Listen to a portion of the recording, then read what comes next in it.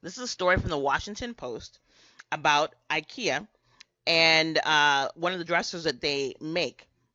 For those of you who have not heard, Ikea, Swedish for common sense, has had some legal problems of late. Specifically, they center around a dresser that they produce called the Milam dresser.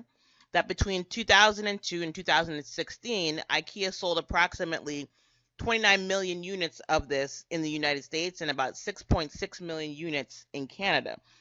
These dressers were the center of a series of unfortunate incidents that caused the company to be sued. After these products caused, supposed allegedly, the death of 3 children in the United States, IKEA is being sued for wrongful death and also for the tort of negligence. And we're going to look at the case and the things related to this in this particular video. Now, tort is a wrongful act including breach of contract, breach of trust that results in the injury to persons, property, or reputation, or the like. And because of that, a party is entitled to compensation. That's the difference between that and a criminal act.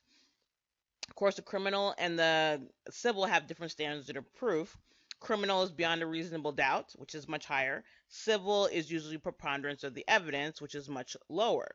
When you're dealing with money, usually the standards of proof are going to be lower. When you're dealing with somebody's personal freedom, the standards of proof are going to be higher.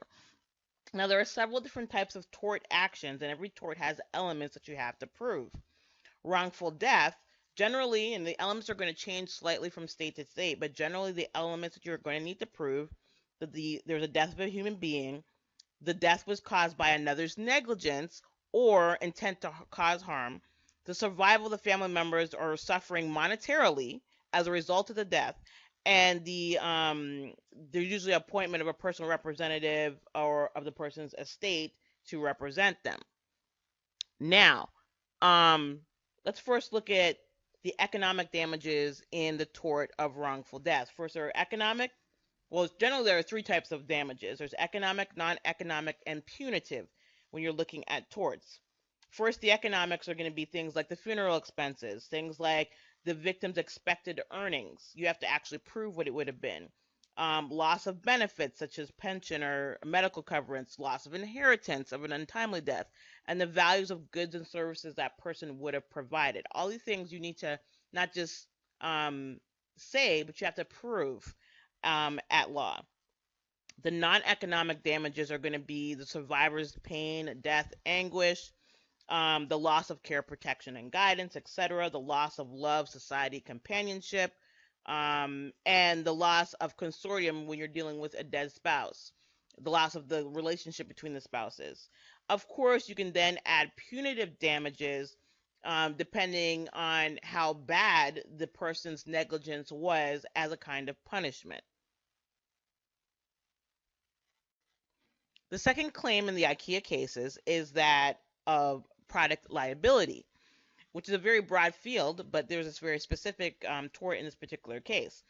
The plaintiffs in the IKEA cases argue that IKEA dressers were designed with a particular flaw that caused these particular incidents. Now, under this particular theory, it would say that the products were designed in such a way that it was foreseeable that the design would lead to injury. And not only would the plaintiffs have to prove that, but they'd have to also prove that there's a better, equally as economical way to design the same product.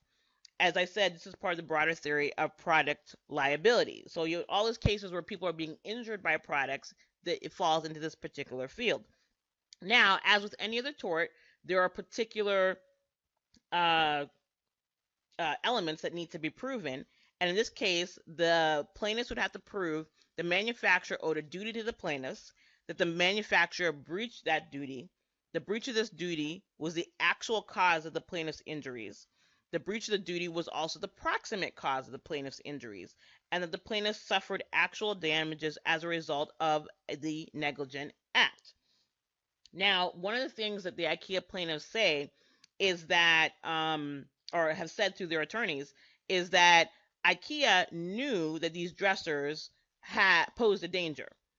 And through their attorneys, they said that they have certain confidential documents that basically give them 100% leverage.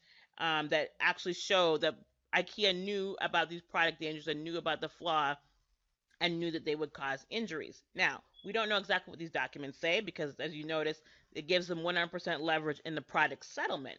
These particular parties actually entered into mediation, but we're going to talk a little bit about that later.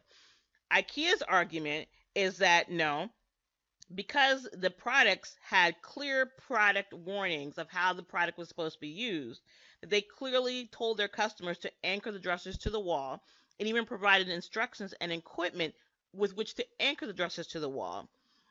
IKEA's argument is that the products were not being used as designed, and therefore that would alleviate them from liability. Again, we don't know if their argument's going to win the day either because these particular parties entered into mediation, as I said, and at least tentatively have agreed to a settlement of approximately $50 million. This is not the final word at this point. This happened back in December of 2016, a little over a month ago. But um, everybody's going to be watching these cases, see how it goes forward. And we don't know if this is going to be the final word, but maybe it will be.